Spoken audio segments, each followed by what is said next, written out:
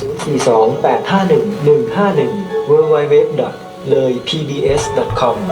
วิทยุเพื่อเป็นสื่อกลางสร้างสรรค์สังคมพัฒนาคนด้วยหลักพระพุทธศาสนาเผยแพร่วัฒนธรรมที่สืบทอดมานำเสนอข้อมูลข่าวสารสาระและบริการสู่สังคม FM 101.75 เมกะเฮิรตซ์สถานีวิทยุเลย PBS วิทยุสาธารณะเพื่อการเผยแพร่พระพุทธศาสนาและวัฒนธรรมจังหวัดเลย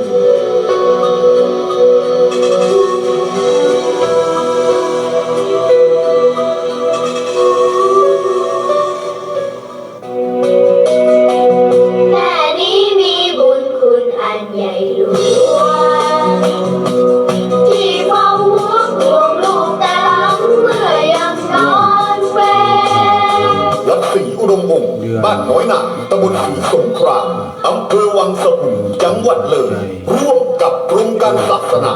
ขอเชิญร่วมปฏิบัติธรรมประจำปีครั้งที่30วันแม่แห่งชาติพาแม่ปฏิบัติธรรมระหว่างวันที่10ถึง14สิงหาคมพุทธศักราช2569 12สิงหาคมร่วมทำบุญตักบาตรวันแม่กราบแม่ขอพรแม่13สิงหาคมมีเทศมีทอรับฟังพระธรรมเทศนาจากครูบาอาจารย์9รูปและครูบาอาจารย์จากทั่วฟ้าเมืองไทยเทศนาเรื่องพระคุณแม่ฟังเทศซอดแจ้งเช้าวันที่14สิงหาคม3 นาฬิกาทำวัดสวดมนต์ถวายพระทหารเช้าเป็นเสร็จพิธีจึงขอบอกบุญเชิญชวนพุทธศาสนิกชนร่วมกิจกรรมการกุศลในครั้งนี้และขอเชิญร่วมจองเป็นเจ้าภาพพระทหารน้ำดื่มน้ำปานะเจ้าภาพกำเทศเจ้าภาพอื่นๆหรือร่วมบริจาคสมทบบุญได้ตามกำลังศรัทธาท่านสามารถติดตามการถ่ายทอดสดได้ที่สถานีวิทยุ FM 101.75 เมกะเฮิรตซ์ Facebook วัดศรีอุดมวงศ์ Official Fanpage และ YouTube วัดศรีอุดมวงศ์ Official สอบถามเพิ่มเติมได้ที่พระครูอุดมวรานุวัฒน์ 089-840-4968 โอนสมทบบุญได้ที่บัญชีธนาคารกรุงไทยเลขที่บัญชี 403-196-3777 ชื่อบัญชีพระครูอุดมวรานุวัฒน์ 12 สิงหาพาแม่ปฏิบัติธรรมนำพาความสุขโครงการกระปุกออมบุญกองทุนธรรมทานวันละบาทสืบสานพระพุทธศาสนา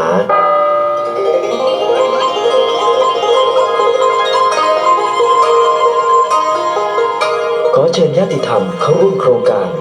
กองทุนธรรมทานวันละบาทสืบสานพระพุทธศาสนาโดยขอรับกระปุกออมบุญได้ที่ศูนย์เผยแผ่พุทธธรรมนำชีวิตเพื่อสนับสนุนการเผยแผ่ธรรมะทางอากาศในแต่ละเดือนสอบถามรายละเอียดเพิ่มเติมได้ที่089-840-4968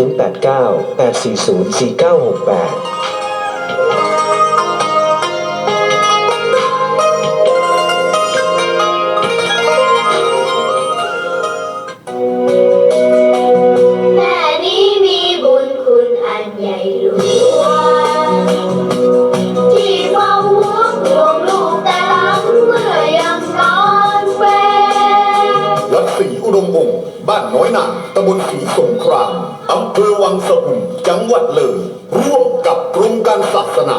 ขอเชิญร่วมปฏิบัติธรรมประจำปีครั้งที่30วันแม่แห่งชาติพาแม่ปฏิบัติธรรมระหว่างวันที่10ถึง14สิงหาคมพุทธศักราช2569 12สิงหาคมร่วมทำบุญตักบาตรวันแม่กราบแม่ขอพรแม่13สิงหาคมมีเทศมีทอรับฟังพระธรรมเทศนาจากครูบาอาจารย์9รูปและครูบาอาจารย์จากทั่วฟ้าเมืองไทยเทศนาเรื่องพระคุณแม่ฟังเทศซอดแจ้งเช้าวันที่14สิงหาคม3 นาฬิกาทำวัดสวดมนต์ถวายพระทหารเช้าเป็นเสร็จพิธีจึงขอบอกบุญเชิญชวนพุทธศาสนิกชนร่วมกิจกรรมการกุศลในครั้งนี้และขอเชิญร่วมจองเป็นเจ้าภาพพระทหารน้ำดื่มน้ำปานะเจ้าภาพกำเทศเจ้าภาพอื่นๆ หรือร่วมบริจาคสมทบบุญได้ตามกำลังศรัทธาท่านสามารถติดตามการถ่ายทอดสดได้ที่สถานีวิทยุ FM 101.75 เมกะเฮิรตซ์ Facebook วัดศรีอุดมวงศ์ Official Fanpage และ YouTube วัดศรีอุดมวงศ์ Official สอบถามเพิ่มเติมได้ที่พระครูอุดมวรานุวัฒน์ 089-840-4968 โอนสมทบบุญได้ที่บัญชีธนาคารกรุงไทยเลขที่บัญชี 403-196-3777 ชื่อบัญชีพระครูอุดมวรานุวัฒน์ 12 สิงหาพาแม่ปฏิบัติธรรมนำพาความสุข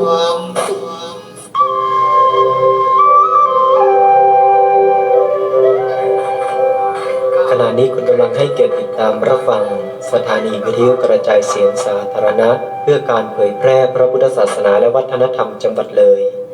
FM 101.75 เมกะเฮิรตซ์ทำการออกอากาศจากศูนย์เผยแผ่พุทธธรรมนำชีวิตวัดศรีอุดมวงศ์บ้านน้อยนาตำบลศรีสงครามอำเภอวังสะพุงจังหวัดเลยวิทยุเพื่อเป็นสื่อกลางสร้างสรรค์สังคมพัฒนาคนด้วยหลักพระพุทธศาสนาเผยแพร่ศิลปะและวัฒนธรรมที่สืบทอดมานำเสนอข้อมูลข่าวสารสาระและบริการสู่สังคมท่านสามารถติดตามรับฟังรายการธรรมะที่หลากหลายจากทางสถานีได้ตลอด 24 ชั่วโมงและท่านสามารถติดตามรับฟังทางอินเทอร์เน็ตได้ที่ www.leipbs.net โทรศัพท์ 080-416-2808-042-851-151 ช่วงเวลาต่อจากนี้ไปขอนำทุกท่านเข้าสู่รายการคลินิกพุทธธรรมดำเนินรายการโดยพระครูอุดมวรานุวัฒน์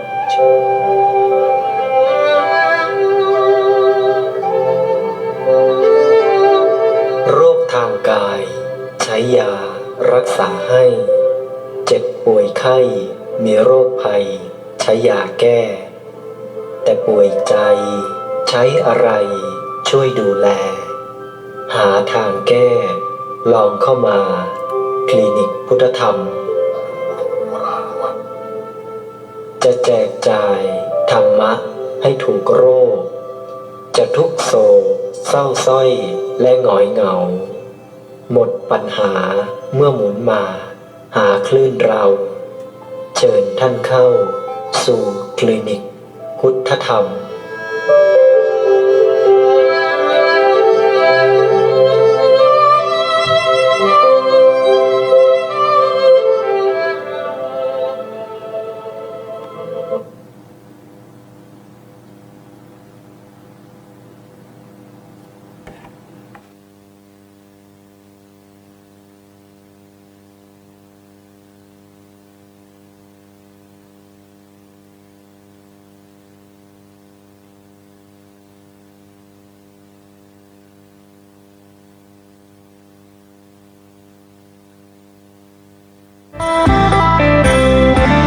ขอเชิญพุทธศาสนิกชนท่านผู้ใจกุศลร่วมเป็นเจ้าภาพทอดกฐินสามัคคีกฐินปลอดเหล้าเผาบุญไม่ฆ่าเนื้อไม่ถือปลาเพื่อสมทบทุนสร้างมหาธาตุเจดีย์ศรีสงครามทอดถวายณวัดศรีอุดมวงศ์บ้านน้อยนาตำบลศรีสงครามอำเภอวังสะพุงจังหวัดเลยระหว่างวันที่ 7 และ 8 พฤศจิกายนพุทธศักราช 2569 กำหนดการ7 พฤศจิกายน 13 นาฬิกาตั้งองค์กฐินและรับฟังพระธรรมเทศนา 17 นาฬิกาพระสงฆ์เจริญพระพุทธมนต์สมโภชองค์กฐิน 18 นาฬิการับฟังพระธรรมเทศนาจากครูบาอาจารย์ทั่วฟ้าเมืองไทยฟังเทศสอดแจงไม่มีหลับไม่มีนอนพุทธศาสนิกชนที่ร่วมรับฟังเทศสอดแจงนำบัตรมารับรางวัลจากผู้สนับสนุนทุกท่านท่านละ 220 บาท 8 พฤศจิกายน 11 นาฬิกาถวายภัตตาหารเพลแด่พระสงฆ์ 12 นาฬิการ่วมทอดกฐินสามัคคีจึงขอบอกบุญและขอเชิญชวนท่านผู้ใจกุศลร่วมจองเป็นเจ้าภาพเสาเข็มต้นละ 12,000 บาทจำนวน 30 ต้นเจ้าภาพกองบุญใหญ่ 10,000 บาทกองบุญกลาง 5,000 บาทกองบุญน้อย 1,000 บาทกองบุญเล็ก 500 บาทหรือร่วมบริจาคสมทบบุญได้ตามกำลังศรัทธาติด ดต่อจองเป็นเจ้าภาพได้ตั้งแต่บัดนี้เป็นต้นไปท่านสามารถติดตามข่าวสารได้ที่สถานีวิทยุ FM 101.75 เมกะเฮิรตซ์ Facebook วัดศรีอุดมวงศ์ Official Fanpage และ YouTube วัดศรีอุดมวงศ์ Official สอบถามรายละเอียดเพิ่มเติมหรือติดต่อจองเป็นเจ้าภาพได้ที่พระครูอุดมวรานุวัตร 0898404968 โอนสมทบบุญได้ที่บัญชีธนาคารกรุงเทพสาขาวังสะพุงเลขที่บัญชี 416-092-1674 ชื่อบัญชีวัดศรีอุดมวงศ์ร่วมบุญวันนี้สร้างมหากุศลอันนี้ยิ่งใหญ่สืบทอดพระพุทธศาสนาให้ยั่งยืน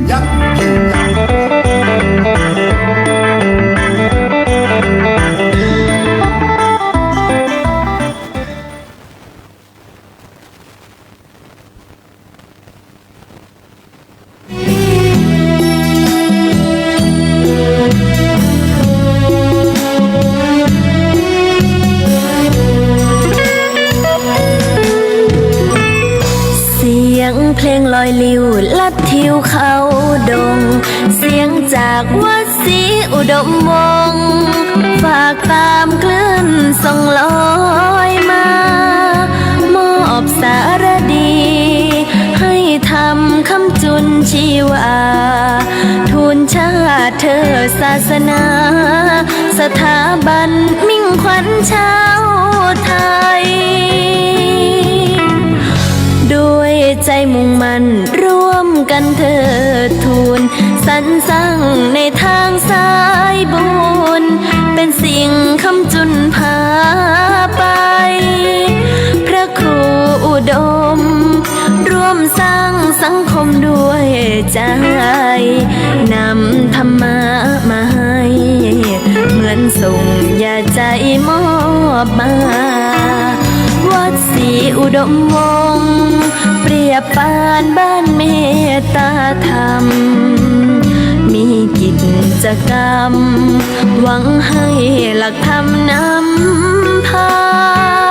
ปลอบใจไข้ป่วยด้วยอุ่นให้บุญเป็นยารอยยิ้มเต็มหน้าบุญพาให้ใจงดงามด้วยงานการสื่อให้คือสำคัญบอกถามถึงกันและกันให้เป็นแก้วขวัญคุณคำเทิดประเพณีบูชาทั้งวัฒนธรรม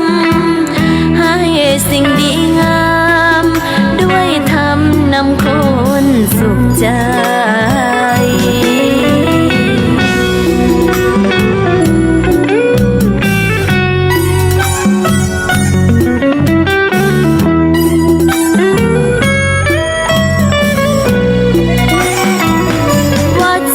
อุดมวงศ์เปรียบปานบ้านเมตตาธรรมมีกิจกรรมหวังให้หลักธรรมนำพาปลอบใจไข้ป่วยด้วยอุ่นให้บุญเป็นยารอยยิ้มเต็มหน้าบุญพาให้ใจงดงาม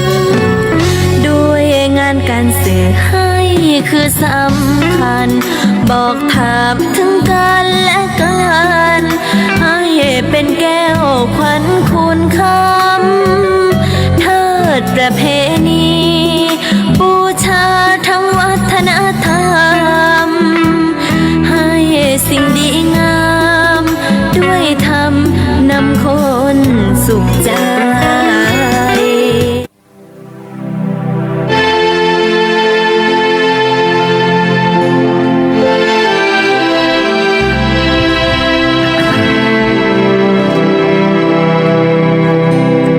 ชีวิตเอ๋ยชีวิตเจ้าเคยคิดกันบ้างไหมหนอวันหนึ่งเจ้าเกิดก่อวันหนึ่งหนอก็มารายไปวันคืนที่ผ่านผันช่างเนิ่นนานน่าใจหายเกิดแก่และเก็บตายเหลืออะไรพึ่งพา ขอน้อมต่อพระรัตนตรัยกับคารวะพระมหาเถรานุเถระทุกรูปทุกวัดด้วยความเคารพอย่างสูงยิ่ง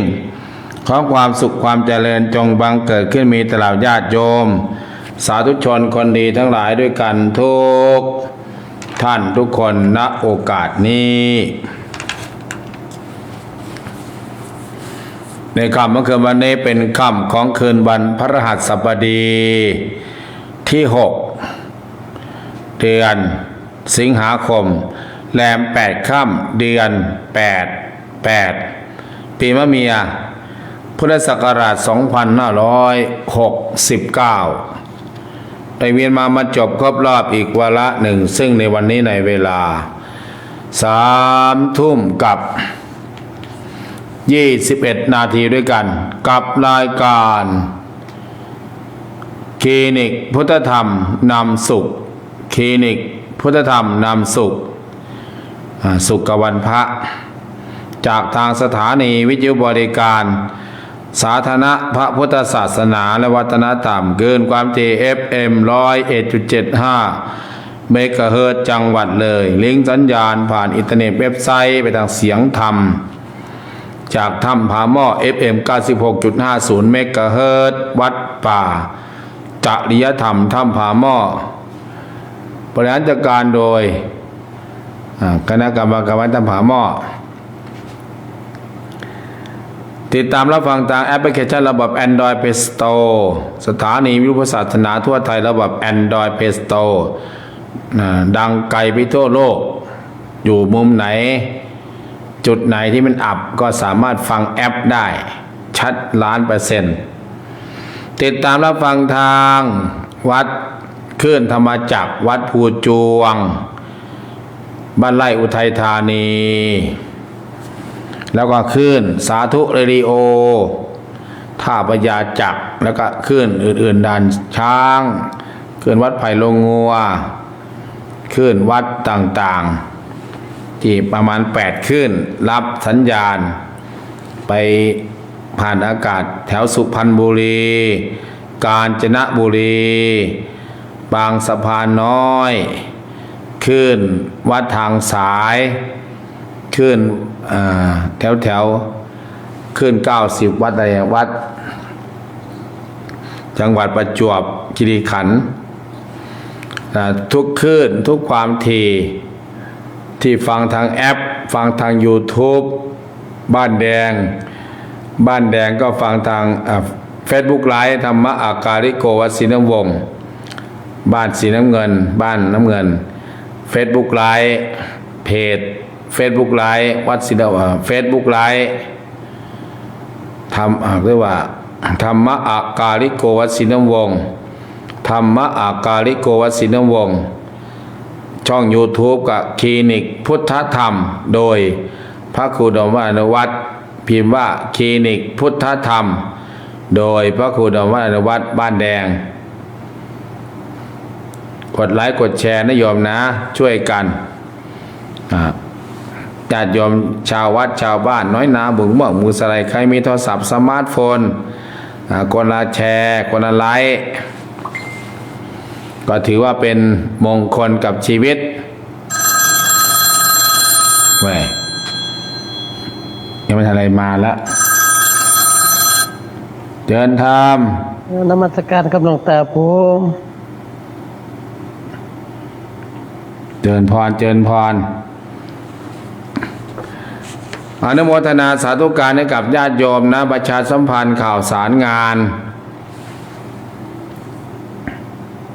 ถ่ายทอดแล้วครับผม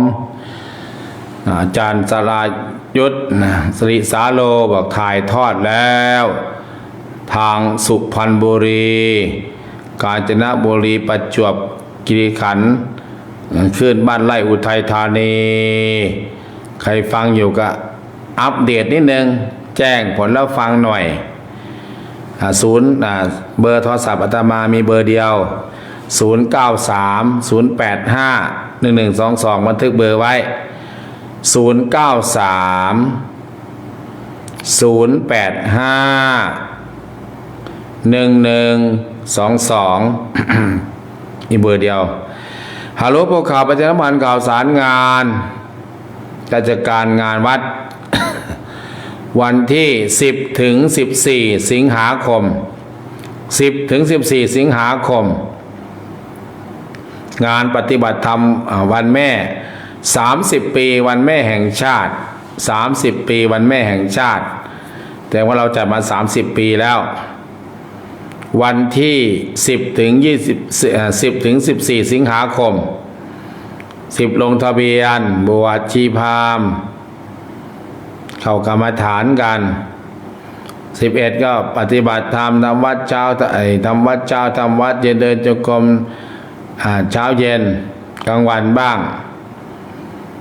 แล้วก็วันที่12เช้ามาก็ได้ทำบุญตักบาตร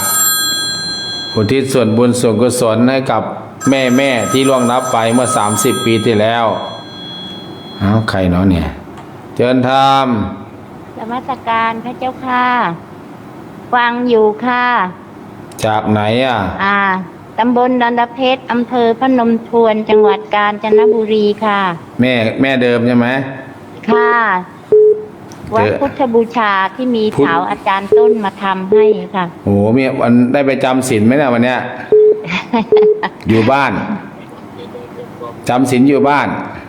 รับค่ะแต่ว่ามานอนที่บ้านไม่มีคนอยู่ค่ะแล้วเขาอยู่กันเยอะไหมที่วัดจำศีลกันเยอะไหมกี่คนไม่ได้อยู่วัดค่ะเพิ่งมาไม่เย็นนี่ค่ะเราไม่คนที่อยู่วัดมีไหมล่ะค่ะแบบว่าตอนเช้าไม่มีคนจะหุ้งข้าวลูกทำงานโอ้อโมทนาก่อนนะสายซ้อนเดินธรรมกราบนมัสการเจ้าค่ะพระอาจารย์เจิญพรน้อยเจ้าค่ะเจิญพรเจิญธรรมวันนี้คนสิงห์บุรีคงจะมาไม่ไหวคงไม่ค่อยสบายอยู่โหสิงห์บุรีว่ะเจ้าค่ะเด็กก็ป่วยเจ้าค่ะป่วยเป็นหวัดนิดหน่อยทานยาแล้วก็คงจะหลับไปแล้วละมั้งเจิญพรจากอนุโมทนาเนอะวันที่10ถึง14สิงหาคมวันที่12ก็ทำบุญมีการปลูกต้นไม้ช่วงบ่าย3 โมงก็จะมีการเจริญหรือว่าสวดมนต์เจริญพุทธมนต์ถวายเป็นพระราชกุศลแด่สมเด็จพระนางเจ้าสิริกิติ์พระบรมราชินีนาถพระบรมราชชนนีพันปีหลวงแล้วก็วันที่13ตอนเย็นก็ฟังเทศน์ฟังธรรม13เช้ามาก็ทำบุญตักบาตร3 โมงเป็นต้นไปก็ฟังเทศน์กันแรกเลยมีเทศน์มีธรรมมีเทศน์มีทอล์กประมาณ9กันจึงได้อาราธนาพระคุณเจ้ามาแล้วก็ทางวัดศรีนวงศ์ร่วมกับเทศบาลเมืองวังสะพุงร่วมกับกรมการศาสนาญาติโยมในเขตเทศบาล20ชุมชนก็ดีหรือญาติโยมจากไหนก็ตามหรือว่าจากตำบลศรีสงครามก็ดีบ้านละ5 คน6 คนมาฟังธรรมแล้วก็จะมีของจำด้วยแจกไปอย่างน้อยก็ถุงยางชีพคนละถุงละวันที่13นะโยมนะ13แจ้งไม่ได้ว่าชุมชนนี้มาเท่าไหร่ชุมชนนี้มาเท่าไหร่ชุมชนจอมณีชุมชนบุกปะก้ามมากี่คนพบธรรมนำสุข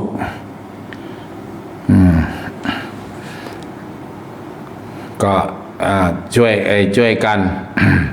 แล้วก็อีกงานหนึ่งคืองานบุญกฐินวัดเล่าข้าวบุญไม่ขาดเนื้อเบื่อปลากฐินสามัคคีสมทบคุณสร้างมหาธาตุเจดีย์ศรีสงครามก็เปิดให้จองแล้วเปิดให้ญาติโยมได้จับจองเป็นเจ้าภาพเนิ่นคือจะได้มีกองทุนละ3 บาท2 บาท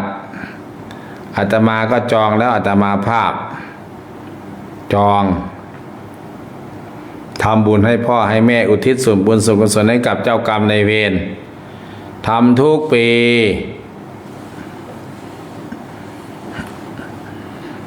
ใครอยากมีส่วนร่วมก็ สร้างมหาธาตุเจดีย์ก็แจ้งผลแล้วแจ้งมา วันนี้ไม่อ่านเวลาน้อย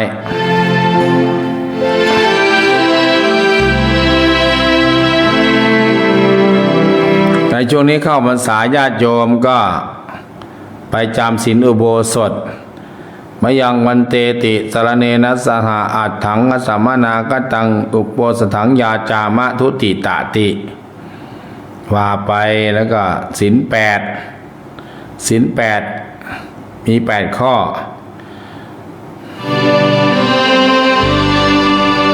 ได้หนึ่งน้อยได้ไปไหว้พระสวดมนต์ได้ไปนั่งสมาธิเจริญจิตตภาวนาอยู่ที่วัดซ้อมถ้าเกิดเรามาตอนตายเลยเนี่ยเข้าวัดตอนตายเนี่ยไม่รู้เรื่องอะไรนะเนี่ยจะไปทางไหนจะอะไรเนี่ยไม่รู้เรื่องเลยมาซ้อมมาตอนเป็นก่อนนะเดินจงกรมอ้อมวัดแล้วเราจะอยู่ตรงไหนเนาะธาตุเราเนี่ยซ้อมตายซ้อมเราจะไม่หลงทำกาละ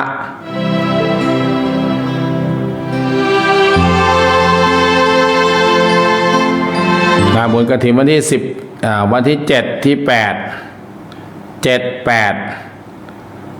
ฟังเทศน์ตั้งแต่บ่ายโมงถึงเย็นก็สวดมนต์เย็นก็เสร็จแล้วก็ฟังเทศน์ต่อ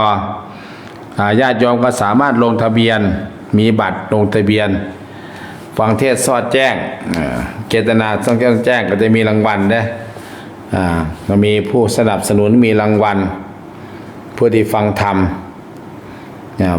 มสอดแจ้ง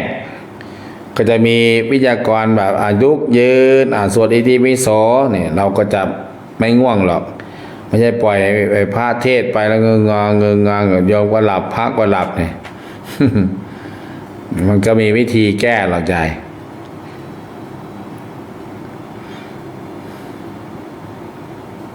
ในวันที่7ที่8เป็นหนึ่งเดียวของจังหวัดเลยใครมาฟังเทศรับบัตรไป6 โมงเช้าก็เอาบัตรมาขึ้นเงิน220 บาทมีความสามารถฟังเทศสอดแจ้งสับประงกสับประงาบนี่ก็ตักก็เรียกว่าปรับเนี่ยปรับ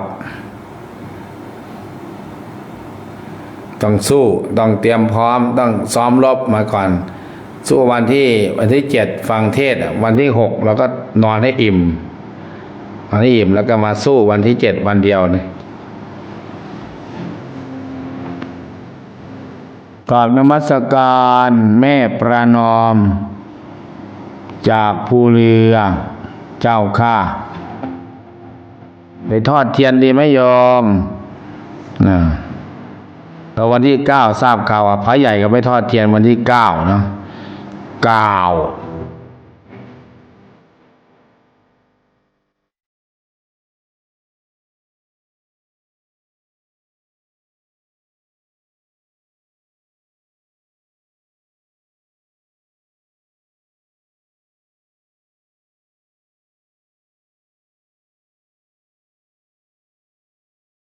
เปิดหน้าไมค์ญาติโยมเปิดหน้าไมค์แล้วเปิดหน้าไมค์วันนี้ก็ทำวัดสวดมนต์ผ่านสื่อผ่านวิทยุผ่านช่อง Facebook ไลฟ์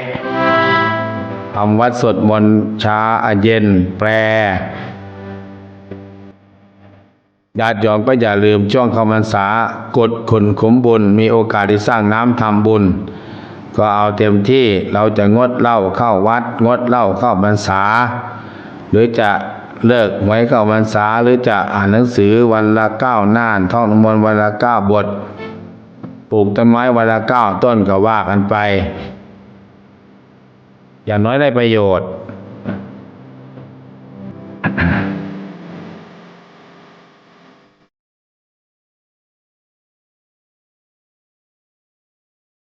วันที่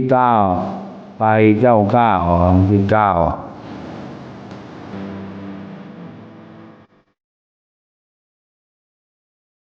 อนุโมทนาสาธุการให้กับญาติโยมที่ติดตามรับฟังกันทุกท่านทุกคนอัปเดตเข้ามาอยู่แห่งผลตำบลใดของจังหวัดเลย จังหวัดหนองบัวลำพูหรือว่าต่างจังหวัดฟังทาง Facebook ฟัง Facebook ไลฟ์ทางช่อง YouTube ฟังทางวิทยุแอปวิทยุหรือว่าเขาลิงก์ไปก็เปิดฟังสถานีวิทยุฟังแล้วก็แจ้งมาทาง 093 085 1122 เบอร์นี้โยม 093 085 1122 ใหญ่แก้วเติมบุญการพระคุณเจ้าจ้าเติมบุญญาติธรรมเอ้ยเติมบุญเติมบุญเชิญธรรมเจ้าค่ะโยมก็ฟังอยู่จากบ้านมีลพบุรีเจ้าค่ะเติมบุญเจ้าค่ะบ้านมีลพบุรีเชิญธรรมนมัสการเจ้าค่ะจากหนองยาไซเจ้าค่ะหนองยาไซไปจำศีลไหมหรืออยู่บ้านคนเดียวค่ะไปได้ทำบุญแต่ตอนกลางวันแค่นั้นค่ะมีคนไปเยอะไหมวันพระ8 ค่ำ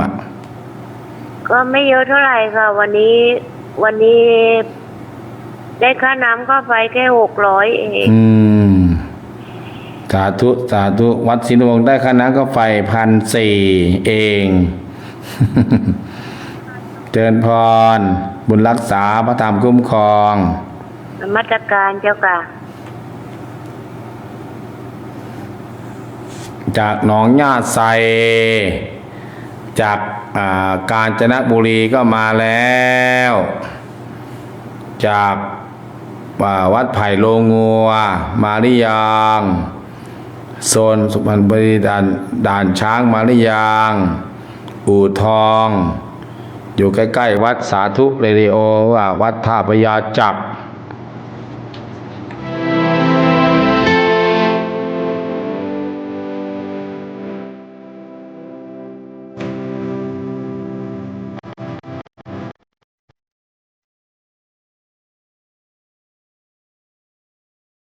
จานต้นในลงไว้ยังเนาะโยมแม่สิริมาเขานิมนต์อาจารย์มหาบุญช่วยอาจารย์ต้นไปเทศ14 พฤศจิกายนนมัสการเจ้าค่ะแม่ทองไก่น้องบัวลำพู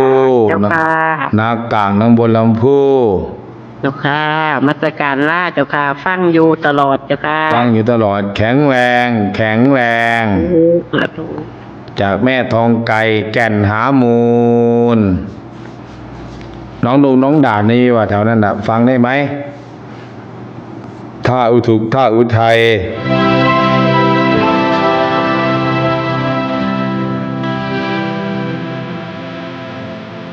แม่จีนแม่ทิพย์แล้ววังปลาป้อม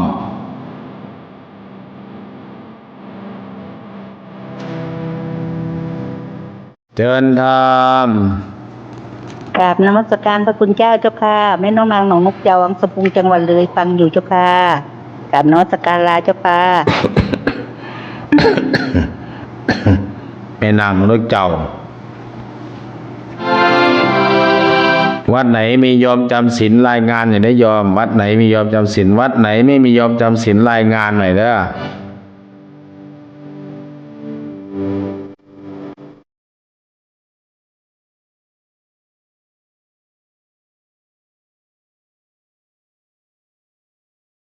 น้อยนาบุ๋มบ้องสไลอัปเดตบนยายหมายหลับหรือยังใครไม่หลับโทรนะโทรหน้าม้าลูกม้าต่างๆเอาหมด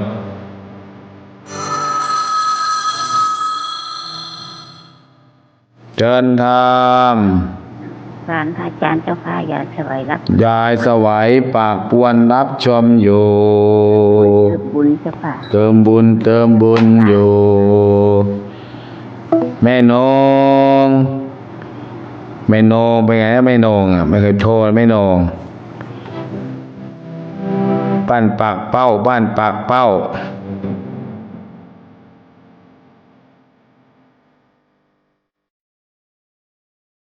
ไหนโทรฟังแล้วก็โทรเด้อแม่ต่างๆอัปเดตบุญแจ้งหมดแล้วฟังมา แม่บุญศรีทวิลา วันนี้นี่ยายหมายมาเลยเจริญพร เจ้าค่ะ ฟังอยู่เจ้าค่ะกราบนมัสการเจ้าค่ะ อยู่ไหนตอนนี้อยู่ไหนจำศีลอยู่วัดบอกเลย เจ้าค่ะจำศีลอยู่วัดค่ะ ยังไม่นอนเจ้าค่ะ เจิญพรเจิญธรรม กราบนมัสการหลวงพ่อวันพระเจ้าค่ะสิงห์บุรียังไหวอยู่เจ้าค่ะ ยังไหวอยู่ยังสู้อยู่ใจสู้หรือเปล่าไหวไหมบอกมาโอกาสของผู้กล้าศรัทธาไม่มีท้อ เจ้าค่ะ เติมบุญเจ้าค่ะ เติมบุญเขาพิการทั้งสายตาญาติโยม ตาบอดมองไม่เห็นแต่ใจไม่บอด จึงโทรมาจากสิงห์บุรีบางระจันเนี่ยนะที่ก็เปิดเพลงไงวันนี้ญาติโยมจองมา89ยังเหลือ90เนี่ยคนที่90ยังไม่มีนะโยมใครจะเป็นคนที่90เนาะ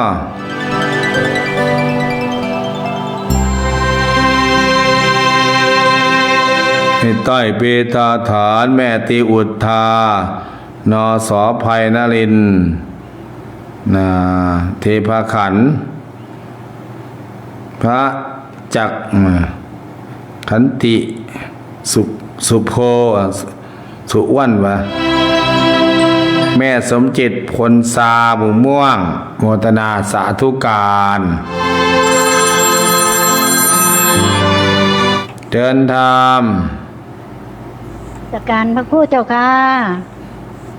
สวดมนต์มาแต่แล้วเจ้าค่ะ โอ้ นั่งจิตเตรียมตัวนอนเจ้า สว ค่ะ ดมันหลายไปนั่นเลยป่ะ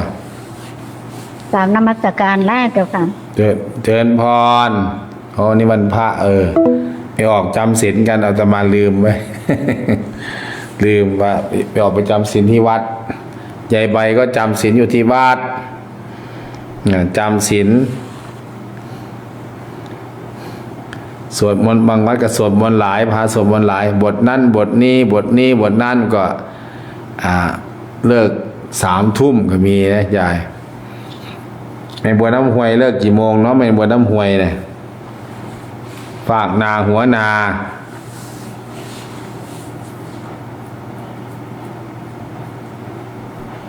ญาติโยมจำศีล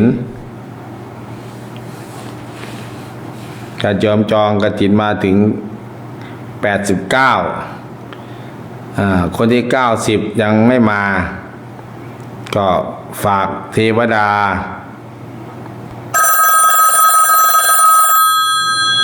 แม่น้องนางหนูเล็กเจ้าเจิญธรรม นมัสการพระอาจารย์ นี่แม่นิน ไม่นินจอบกองเลยพระอาจารย์ โอ้แม่นินเนาะแม่นินคนเดียวเจิญ อันนี้เจ้าค่ะ เจิญพรเจิญธรรมเจิญพร การนมัสการเจ้าค่ะ อยู่วัดเจ้าค่ะอยู่เจ้าค่ะ วัดหนองขามบ่ เจ้าค่ะวัดธรรมคามเจ้าค่ะ ออกกี่คนจำศีลน่ะ มื้อนี้18เจ้าค่ะ บาดหลายเลย18 เจ้าค่ะได้อยู่ตังอยู่เด้อเจ้าค่ะ เพิ่งจะลงมาจากอุโบสถเจ้าค่ะ โอ้สาธุ สาธุนมัสการ เจิญธรรม ครับพระอาจารย์ครับผมขอถามอันนี้นะ ถามว่า ขึ้นวัดพระหมอกมันเท่าออกอากาศแล้วติ ออกอยู่ ไม่ได้ยินนะ บ่มีเป็นอาทิตย์แล้วเด้ครับ โอ้ไม่ได้ยินป่ะ ครับเป็นอาทิตย์แล้ว ผมฟังอยู่เอราวัณนี่ครับ ฟังอยู่ขึ้นไหนล่ะ ขึ้น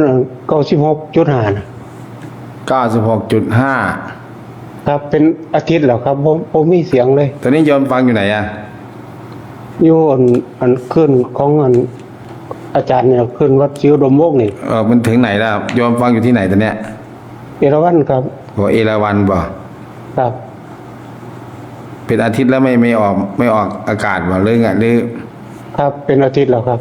หรือออกไปมันชัดเจนไปเลย บ่มีเสียงเลยครับ มันมีเสียงเลยบ่ ครับ เห็นว่าวันนั้นฟ้าผ่า หลังทำบุญแล้วอ่ะมันหรือว่ามันเครื่องมันไม่ออกไม่รู้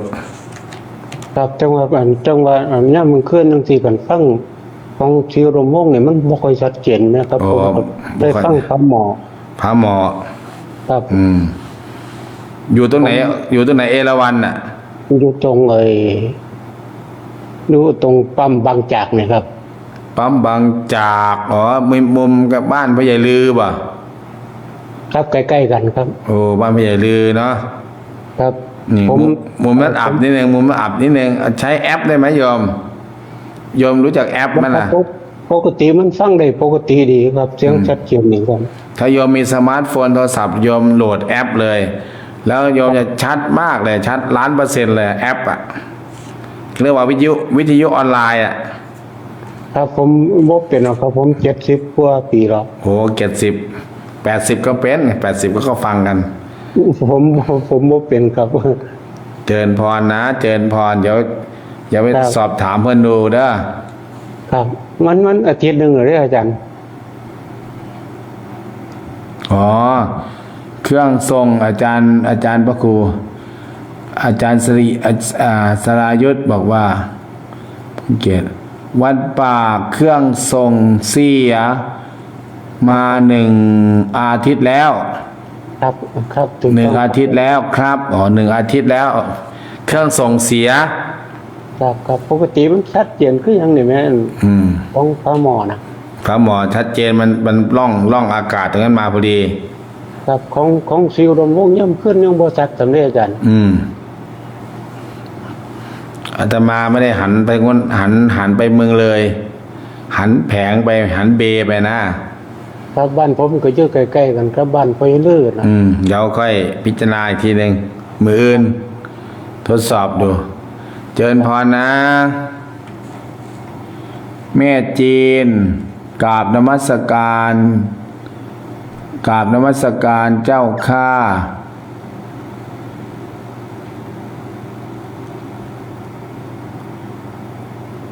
ผาหม้อกำลังอะไรวะอยู่หัวจีนเจริญชัยกราบนมัสการ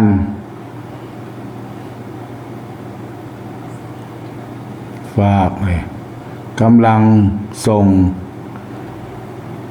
อยู่เจ้าข้าบันฟังอยู่ทางวิทยุออนไลน์วิทยุออนไลน์เพิ่นฟังออนไลน์ฟังออนไลน์ชัดเจนแม่ฟ้าสาโอดแม่บุญชีบุญเรืองถอนพิกุลตั้งแต่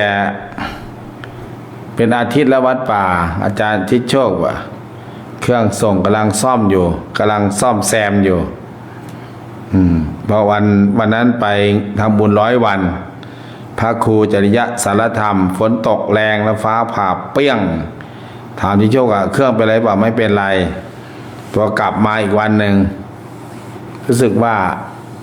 มีกลิ่นน่าจะอะไรสักอย่างเอ็กซ์เรนหรือไม่ไฟค้างวัตมานี่ไปไหนก็ถอดไปเลยล่ะ ไปนู่นไปนี่ทอดเทียนก็ปิดเครื่องถอดสายไปเลยไม่กล้าเสี่ยงแม่นินนะ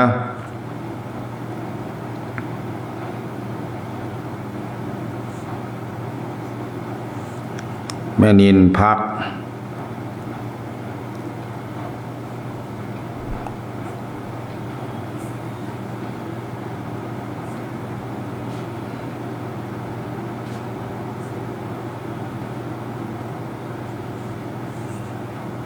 มีนาหนองบงนา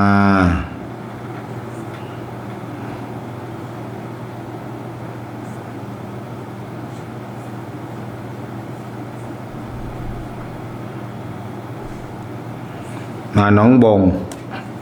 แม่นินนาหนองบงเนาะ90คนที่90จากนี้ไปถึงเดือนสิงหาคมไม่ได้100นะโยมนะให้ผ่าน100ให้ได้ เข้าพรรษาได้หนึ่งอาทิตย์แล้วโยมได้1 อาทิตย์แล้วอนุโมทนาสาธุการให้กับญาติโยมที่ติดตามและฟังผาหม้อฟังไม่ได้กับฟังวัดศรีนวงศ์เด้อญาติโยมเด้อฟังทางแอปฟังทางแอปวิทยุออนไลน์ระบบ Android Play Store ฟังทางแอปแถวหนองบัวแถวเมืองเลยแถวภูหลวงแถวภูหลวงก็ดีแถวภูหลวงก็ดีแถวต่างๆที่ฟังไม่ได้ก็เพราะว่าเครื่องอาตมาเพิ่งทราบนะว่าเครื่องมันเสียเครื่องเสียกำลังอยู่ในการซ่อมอยู่ซ่อมก็หลายบาทอยู่นี่ล่ะซ่อมเครื่องส่งนี่มันหมดหลายบาทเลยหลักพันหลักหมื่นนะโยมเวลาจะมาซ่อมทีนี่ก็เป็นหมื่นนะโยมซึ่งว่าเครื่องราคา100,000 กว่าบาทก็ซ่อม 2-3 หมื่นน่ะของแพงก็ต้องซ่อมแพงของถูกก็ซ่อมถูกอนุโมทนากับญาติโยมก็อย่าลืมไหว้พระสวดมนต์บุญกิริยาวัตถุ10 ประการเนี่ยแหละเราก็ต้องมีบุญกิริยาวัตถุทานามัยศีลไมัยรักษาศีลรักษาธรรมภาวนาไมัยอ่อนภาวนาเป็นการพัฒนาตนเองอยู่ตลอดเวลา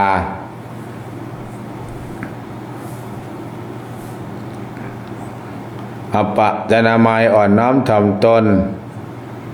เป็นคนน่ารักเป็นคนน่ากราบน่าไหว้เป็นคนนอบน้อมอ่อนน้อมเวยยาวัจจะไมขวนขวายในสิ่งที่ชอบปัดกวาดเช็ดถูล้างห้องน้ำต่างๆนานาก็ทำไป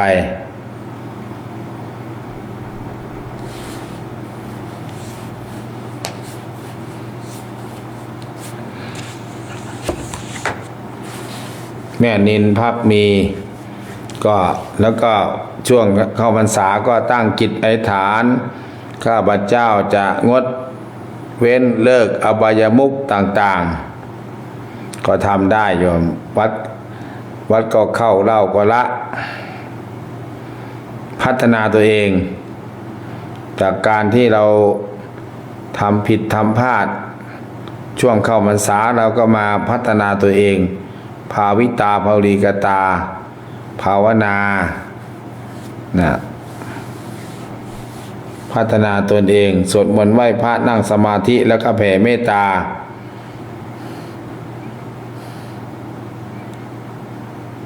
งดเหล้าเข้าพรรษาแม่หมอแอมพอออกพรรษาซัดเต็มที่นะแต่ระวังปอดเจ้าของตับเจ้าของสมองเจ้าของต้องรักตัวเอง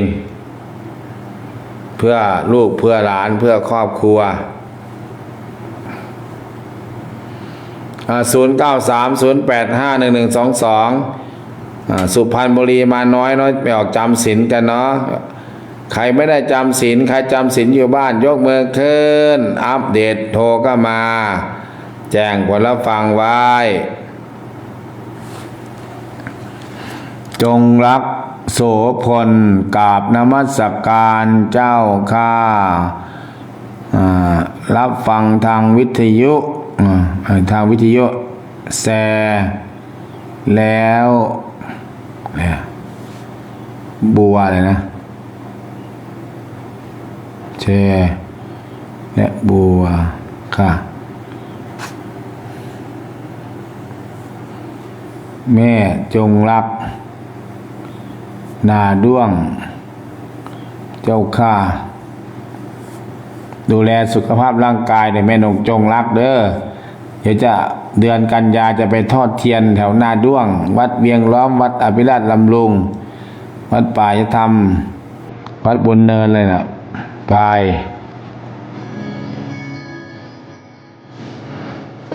วัดท่าสวรรค์ท่าสะอาด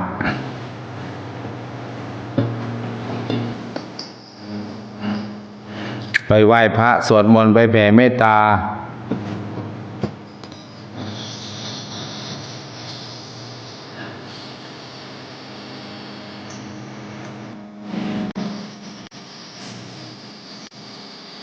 ครับไป11 วัดเนี่ยแผ่เมตตาทุกวัดแผ่ยับคือสวดอิติปิโสทุกวัดแผ่เมตตาทุกวัด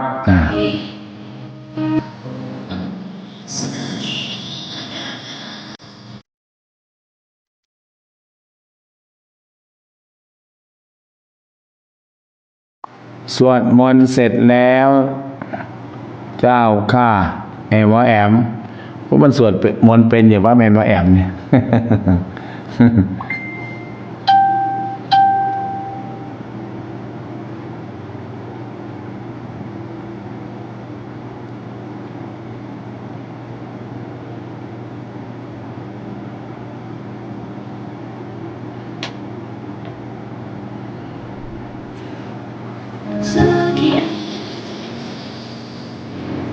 ฟังสปอร์ตหน่อยนะโยมเด้อ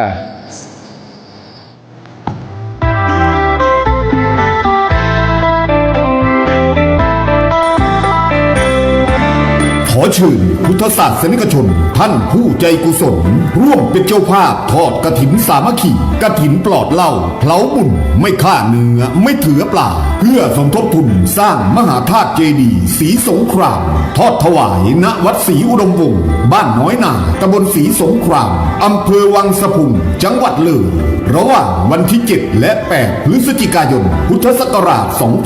2569 กำหนดการ7 พฤศจิกายน 13 นาฬิกาตั้งองค์กฐินและรับฟังพระธรรมเทศนา 17 นาฬิกาพระสงฆ์เจริญพระพุทธมนต์สมโภชองค์กฐิน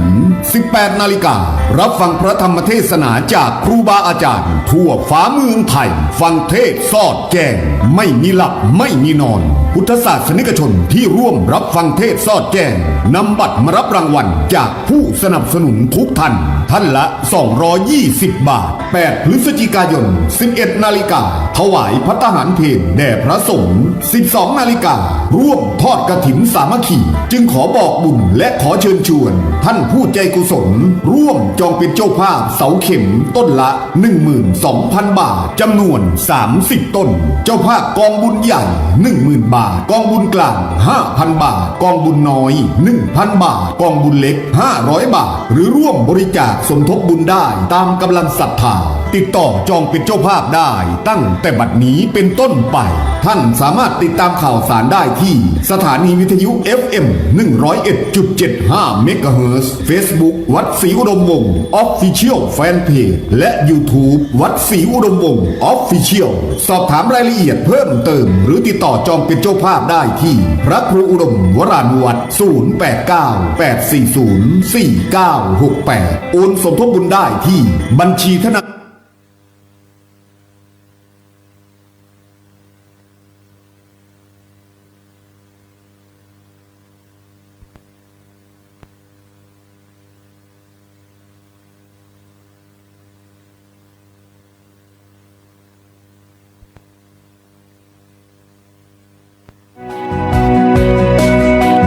แม่นี้มีบุญคุณอันใหญ่หลวง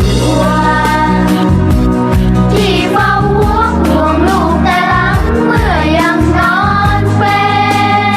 วัดศรีอุดมวงศ์บ้านน้อยนาตำบลศรีสงครามอำเภอวังสะพุงจังหวัดเลยร่วมกับกรมการศาสนา